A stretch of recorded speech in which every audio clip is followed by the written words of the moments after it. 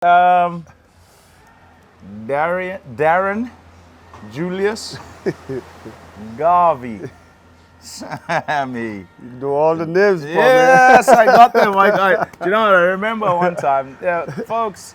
Yeah, you know who he is. But I remember one time we were, I don't know where we were, and he said, "Hi, my name is Julius." Yeah. Look around. What? And then I asked you. I said, "Yeah, that's my name. Yes. My name's Julius. I'm Darren, and I'm Julius." And then where was I reading? I was reading somewhere, and I read your name Garvey as well. Yep. You told me through the names first. Yeah, You know? Gavi is my household name. That's what my mom, growing up in the community of Miku on the east coast of St. Lucia. Yeah. That's what everybody in the community used to call me. Right. Yeah, but Julius was my name at preschool. Right. And then it wasn't until I went to primary school. Right. I don't know how it moved from Julius to Darren. Right. So when you talk to people, is it kind of dependent where you are? Yes. Who you are? Yes. Julius is my, I don't want you to know who I am type of name. Right. Yes. Okay. Yes. And Darren, obviously in the cricket fraternity, everybody knows me as Darren. All right. But Julius, I didn't like Julius before because every time at school we talk about Julius Caesar and all these things. I didn't like that. Right. But now I have a more appreciation for the name Julius. Okay. All right. Talk to me about growing up. We sit here and listen.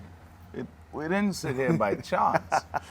And by the way, we could have chosen many a different spots. It kind of still looks like that. That is true. Here in St. Lucia. There are mountains as well. You can see the hill over there, I'm sure.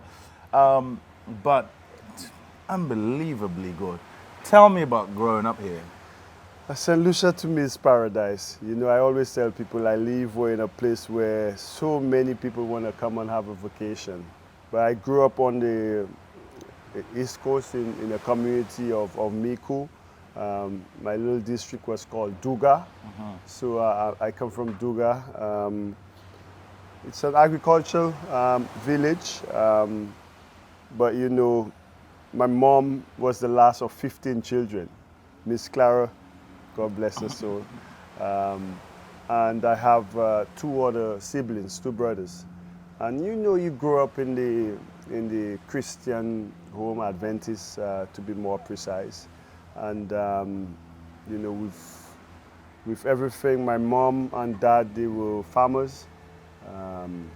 My dad used to look after a plantation for one of the bosses, and I grew up in that. You know, that was, the banana industry was all we knew, you know, back then. It was called green gold. Right. But yeah, I just watched my mom and dad work so tirelessly in the fields, and I knew I didn't want to be that.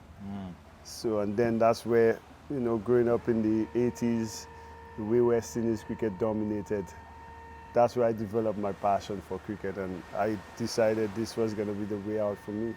But it was an amazing story, because I always speak to Miss Clara, and I said, like, until I got older, I did not understand what we go through, because we're kids. Yes, everything is good. Everything is good, you know, and I developed a greater appreciation for the ability of my parents to keep all this away from us, you know, and I thought growing up I had the best life. You know, I didn't have the best shoes and stuff, but you didn't know. I didn't know.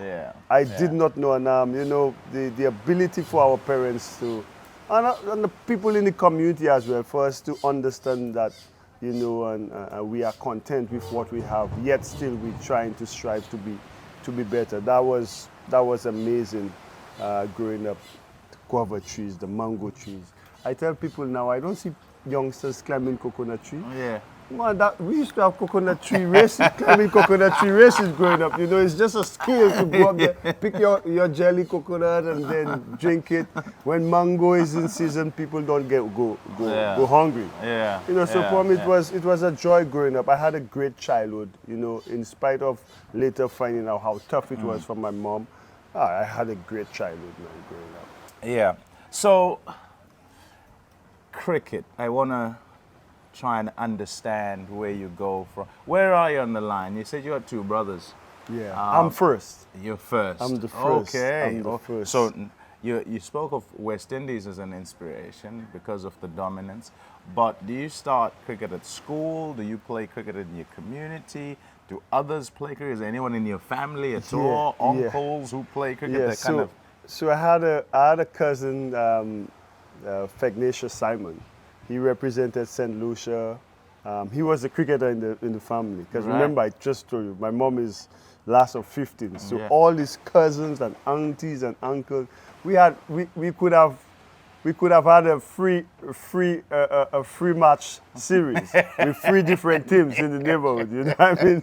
So yeah, my cousin Fegnacious, Feggy, he was a cricketer in the family, and you know, I used to go and watch him play when we have inter-district cricket on the island, and yeah, he was the one I really saw firsthand. Right. And then, you know, watching my father, together with my father when West Indies plays, you know, just the buzz. Yeah. I've never seen something create or capture the attention of everyone when it's on TV, you know. Right. So that spark an interest, and you know, you play it in the community, then you play it in the schools, and then you realize, oh, there's something there. And then, you know, for us in St. Lucia, you got to go St. Lucia, Windward Islands, and then West Indies. Right. You know, so we had to go through the channels, but it's been my first love.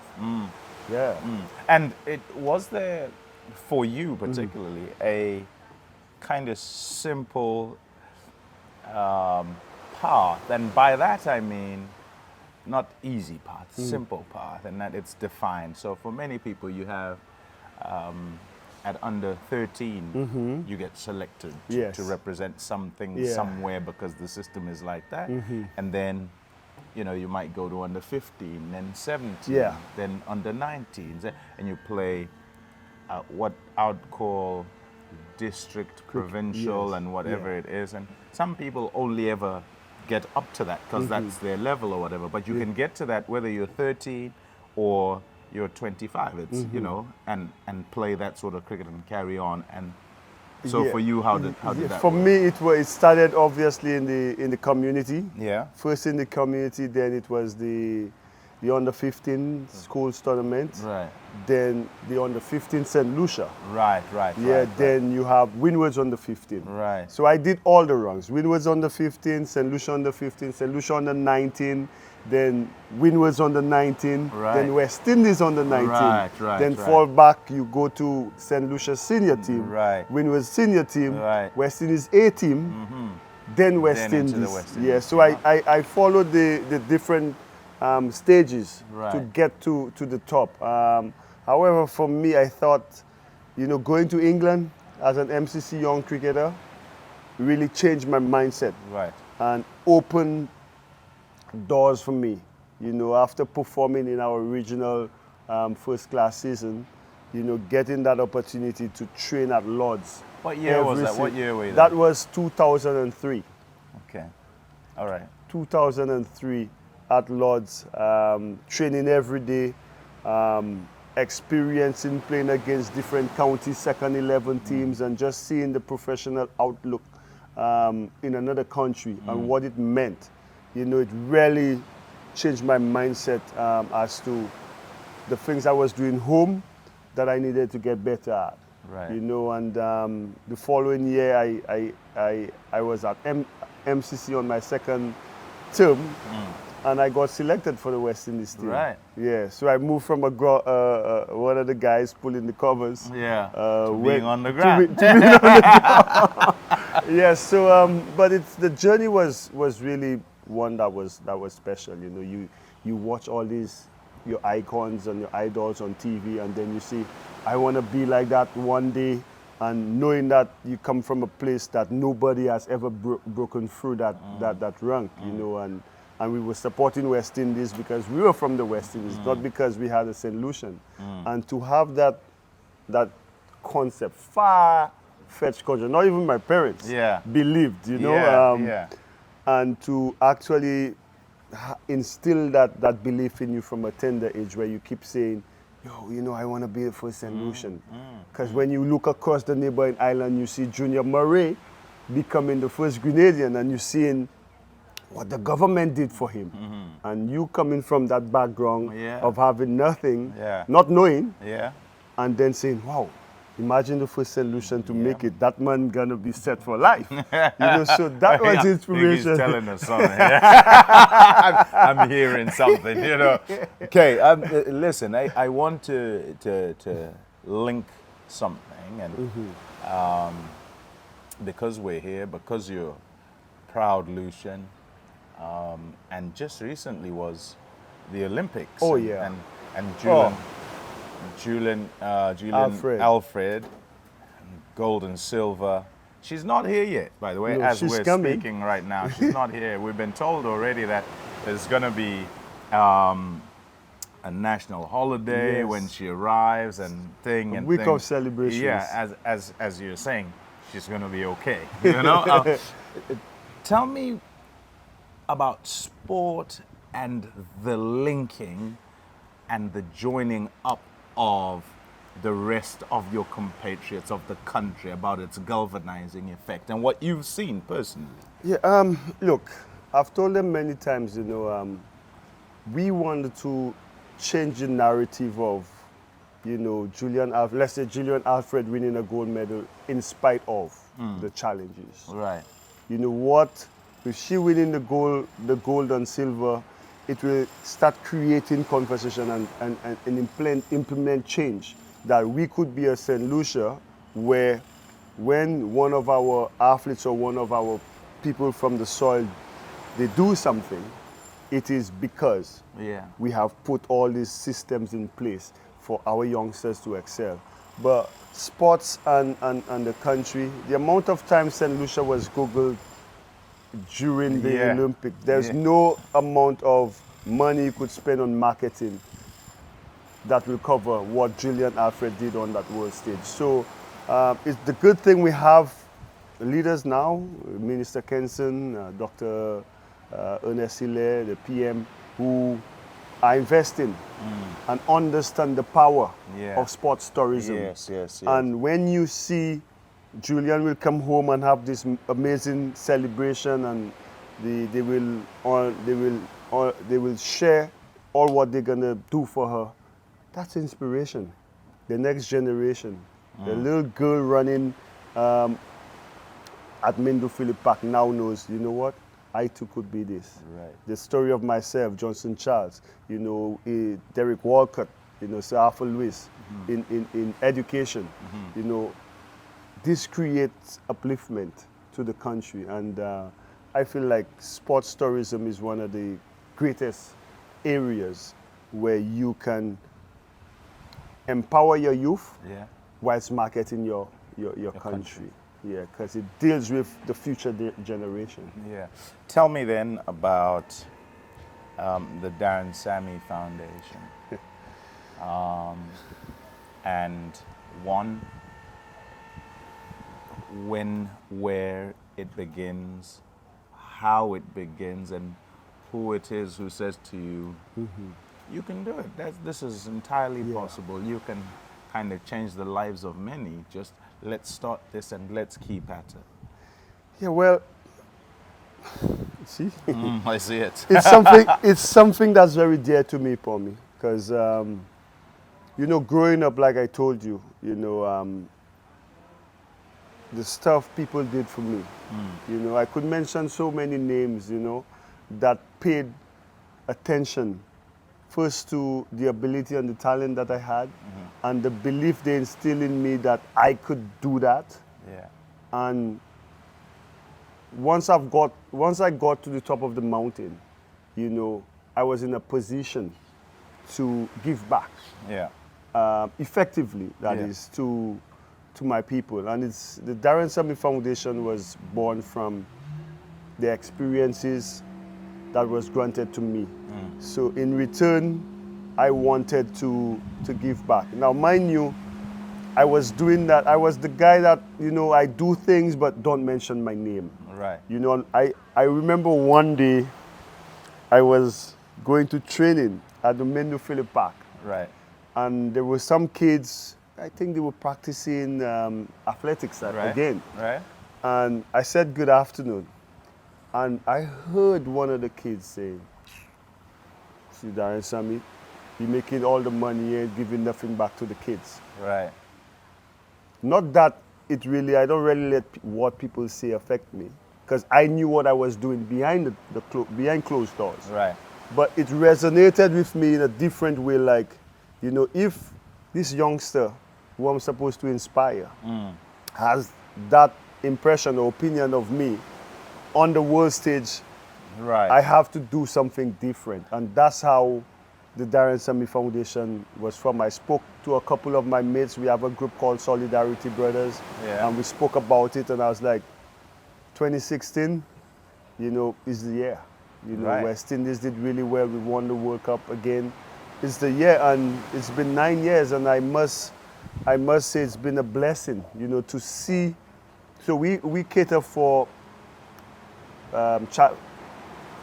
kids facing challenges, parents facing challenges financially. Yeah. But we cater through sports and education. Right. So just in September, which is the annual scholarship ceremony, where, you know, we give out our scholarships. Right. You know, and to see the faces of these parents, where, you know, they know that their child is taken care of, and all that their child has to do is maintain a certain average at school. Right.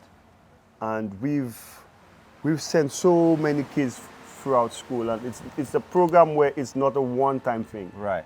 You earn, you work hard, you get rewarded again. So yeah. So what's the path? So you give the scholarship.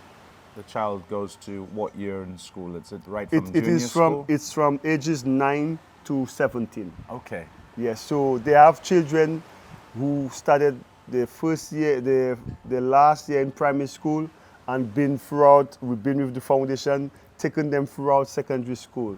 We Right. have students who've been recognized by the Ministry of Education through the excellence in maths, in accounts, in POB, Yeah. all these things. So this brings me joy. And also throughout the year, sporting teams. Right.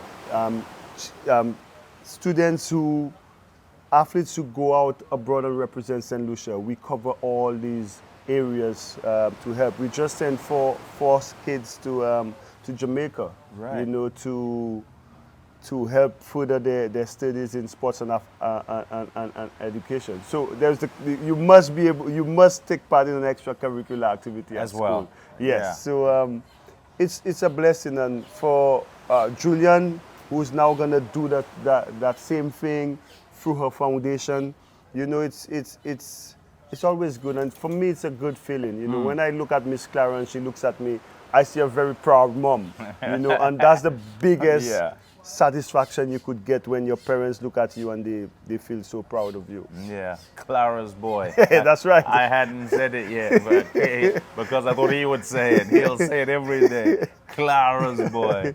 Okay, that's fine. It's a fantastic job you're doing. Just the concept of it, and essentially drawing the line as a continuum from you and where you start to kind of where you go, and then making sure that there are other lines that sort of come towards you and beyond. Yeah. That's fabulous. A sort of humanity that we all kind of need to sort of live by. Okay, I want to shift back a little bit to when you got the call for the West Indies and who it was who called you to say, hello, Darren. They wouldn't have said Garvey or Julius. They would have said, hello, Darren, Yes. right?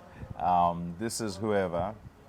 You have been called up to represent the West Indies. How that felt, who that was, how that felt, where were you? I remember it very clearly. I was in the boulders room at Lord's. Yeah.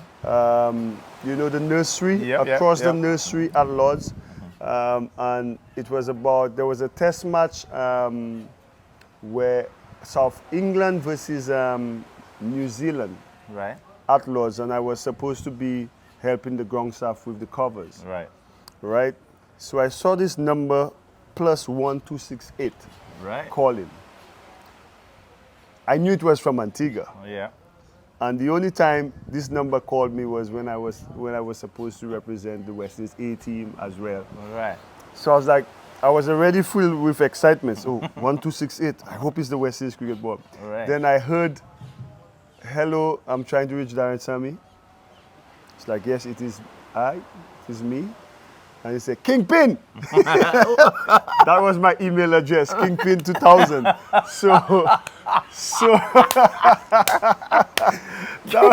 Kingpin2000. So you know who that was? That was Zoral Batley.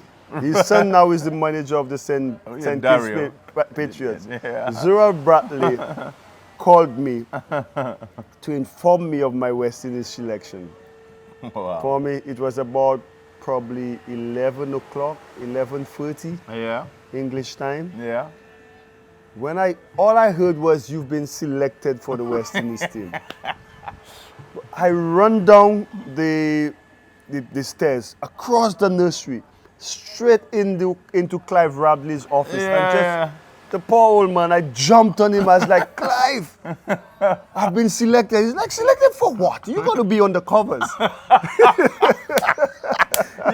You're sleeping on the job, man. Get back to work. Man, I said, no, I've been selected for the West Indies team. They tour in England.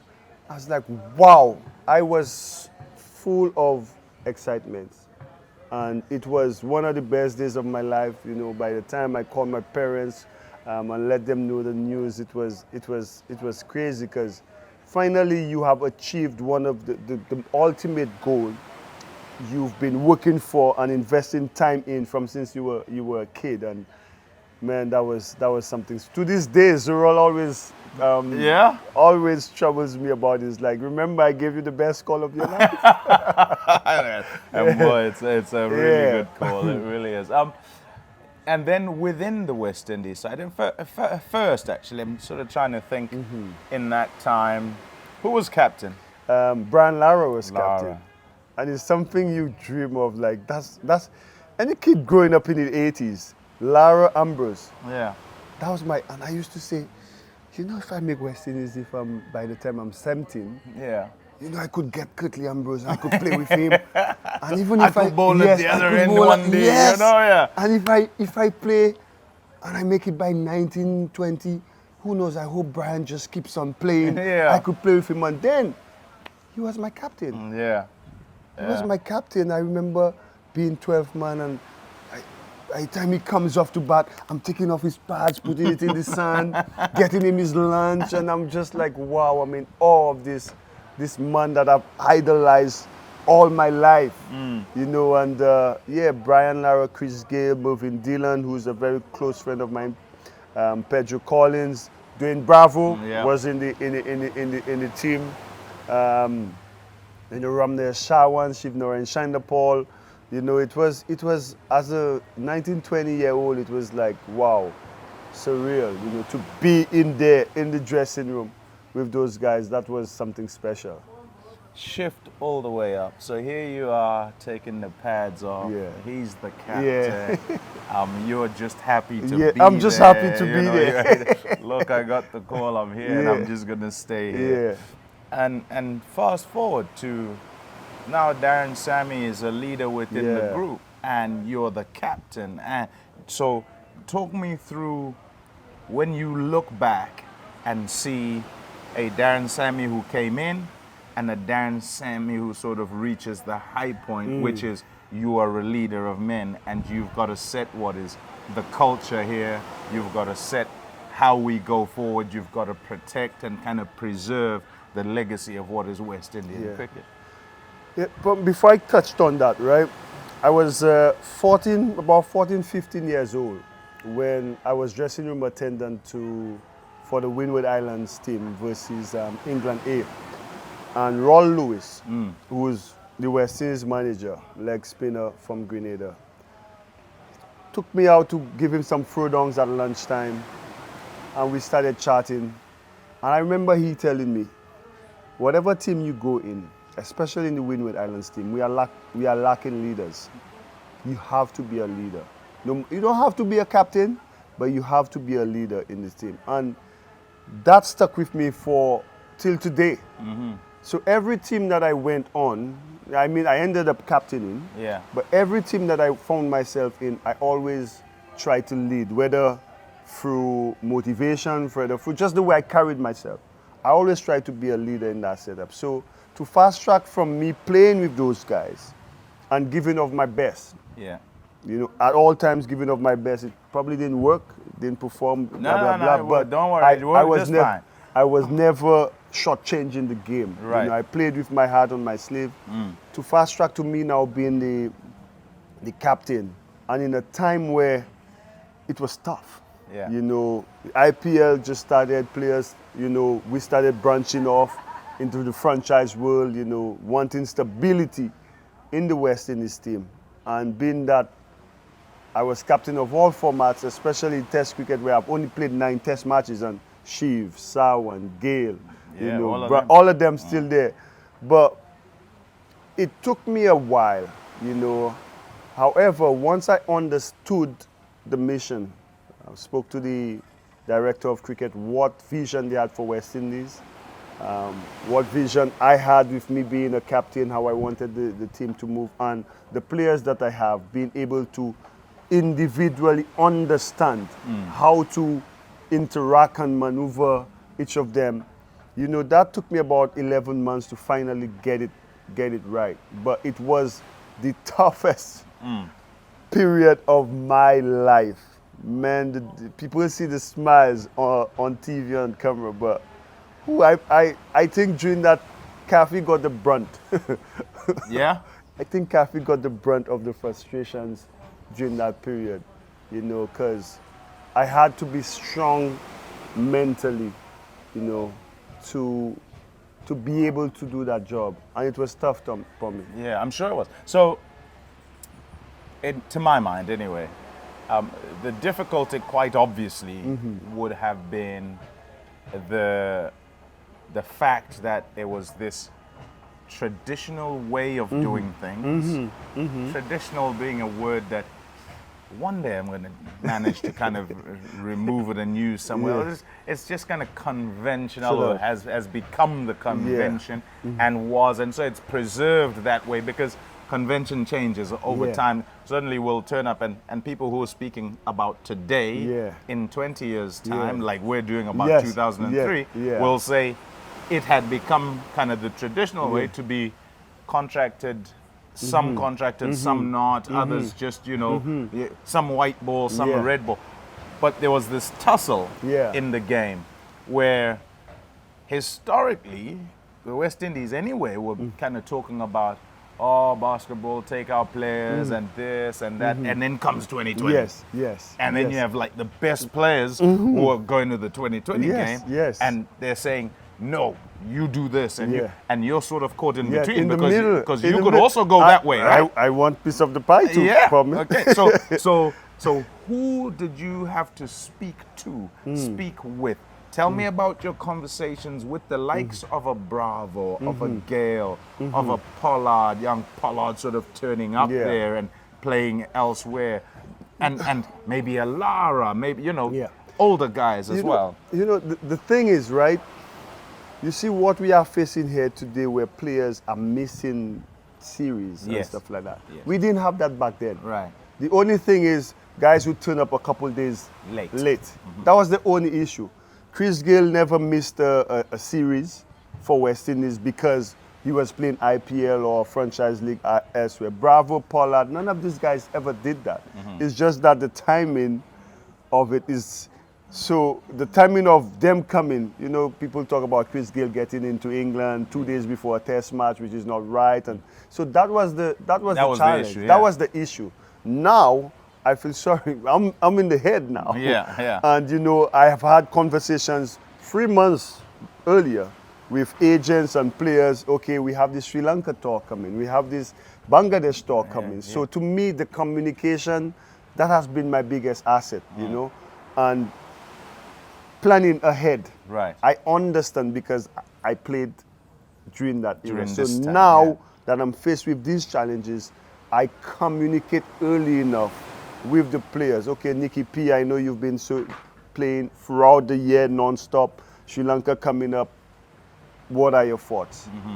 Tell me what you're thinking. So I could plan ahead. Andre Russell, you're a little older now. How do we manage? Yeah. So we plan the series ahead. I'm not waiting till, okay, I get selected and then you have this league to go on. Right. So the conversations were more or less, okay, you turn up at that time, but it was a constant battle, remember now, between the board and the players. Yeah. Myself and Otis Gibson had a way we wanted to do things.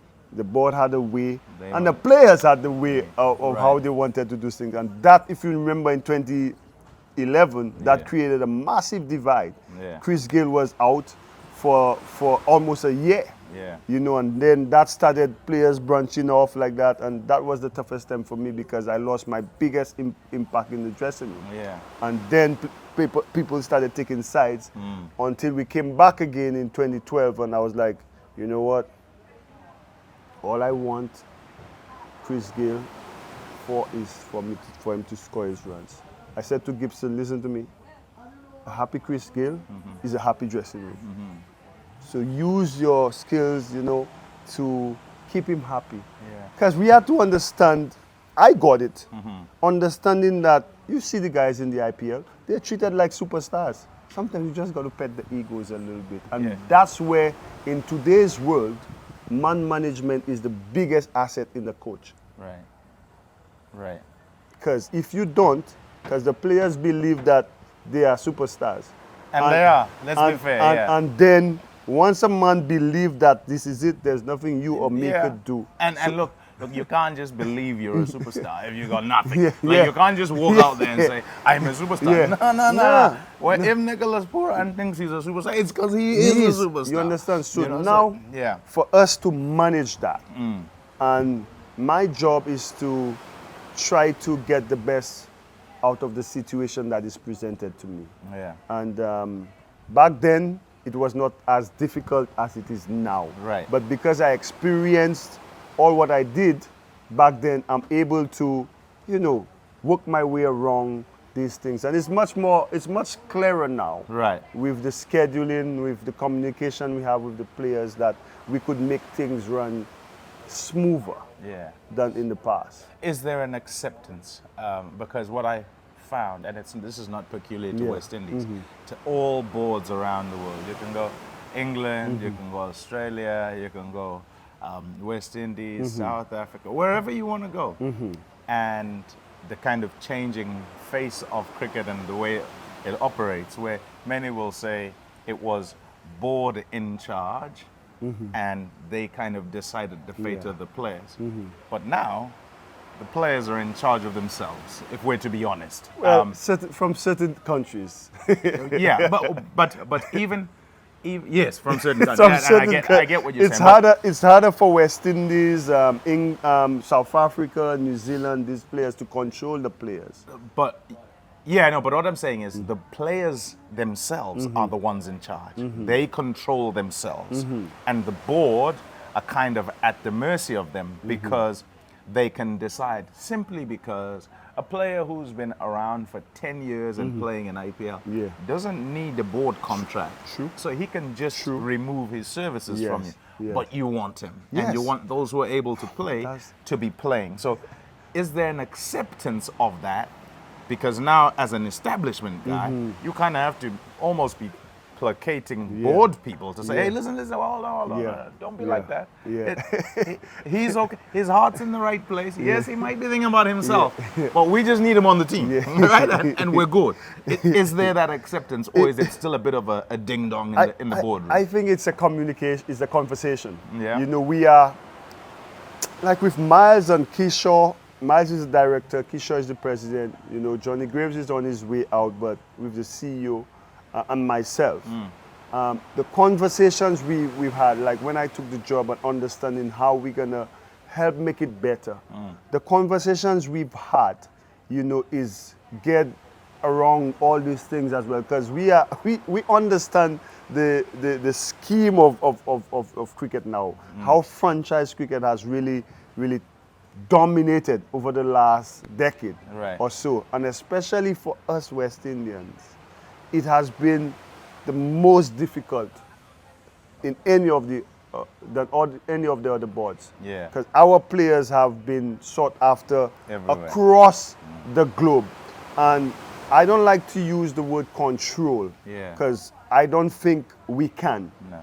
But I think is with good communication, good planning, you know, like what we are doing now, you know, planning for the future, giving guys a time, you know, to go out and play the thing. The contracted guys, we have a little bit more. Yeah, if you sign the contract, do what the contract says. And even still with that, you know, we try to work where both parties are satisfied. You know, now we have, like for instance, for example, we have all the ODI qualifications for 2027. Right. I've told them nobody's missing any ODI. We always want our strongest team for ODI qualifications. On the because park. you actually have to qualify. You have to qualify again. We got to get to up in the rankings. Number 8, However, with the T20 format, we've now moved to number 3 in the world. It's a little easier. We have more players in that pool that is performing. You could say, okay, if Nicky P says, you know, who's not a contracted player, says, you know, coach, I've been going for a long period of time. I would like to get some rest and miss out this Sri Lanka series, then because we've had this conversation, it's easier to fix and plan. But man, it's been, West Indies has taken a beating, man, over the last decade or so. But you know, kudos to this new establishment. You know, working together and not against has been the mantra for us.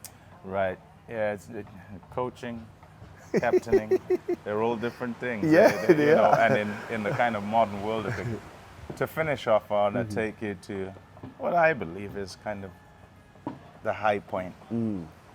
Double World Cup winning captain of the West Indies. That's something special. It is, Pommie. It is something special. It is. Yeah, when I look back, you know, at what we were able to accomplish, you know, I keep telling people I had the strongest team in the world. You know, when you turn up and you saw Ryan playing the CP, he just played a game against us, and we were going guns blazing. And he ripped you apart. And then he comes on and everything stopped. And I was telling the coaches, I was whispering to Floyd and Avinash, that's what I had when I was captain. No matter what situation, when I bring on this man, everything just stops.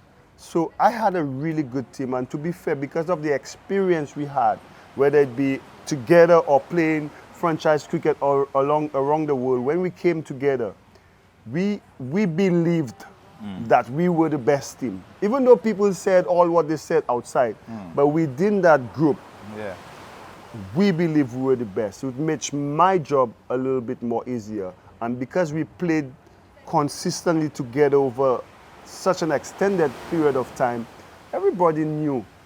The pattern was there. Everybody knew. I didn't have to do much to nothing extravagant. The guys just knew the game plan. And their roles were quite clear. And man, they went out there and executed it perfectly. It so happened that I was captaining during that period, and we were able to win 2. I'm hoping that we could win 1 with me as a coach as well. Yeah, I was going there. That would be special. actually that would be the 2 were special, but if we get to do it and I'm at the helm as a coach, that would be like Mount Rushmore for me. Yeah? Yes, it would be. Okay. It would be Mount Rushmore for me in terms of the wins. Yeah. You know, that we've this would be the most special one. Okay. You know. Okay. Well, yeah. Look, Darren, thanks. I wish you well in that quest, as I said. Yeah. Captaining is something, and it's very difficult. Coaching is also something entirely different, and some will say more difficult Yeah. because the control you have is. And to think I never envisioned myself being a coach. What did you want to do? I always said when I'm done with cricket, I'm done. Well, I thought you were going to say you wanted to commentate. No, it didn't. For me, I enjoyed my stints with you. You know that. I know. But it's just my agent and people keep pushing these things, you know. And but you know, God has a plan for you, you know, and you just got to trust in it. And I'm passionate right now about coaching. Right. I'm so glad that I ventured and I accepted the position, because it's gave me a greater appreciation for the game from the coach's seat. Right. You know, and but you've always looked after me in the commentary box. I always will if you Yes, come back. thank you. Thanks. I hope you enjoy St. Lucia, man. St. Lucia is fantastic. Who would not enjoy this? Oh, yeah. And by the way, I am going for a swim a bit later. Right. That's it for now. Cheers, everyone.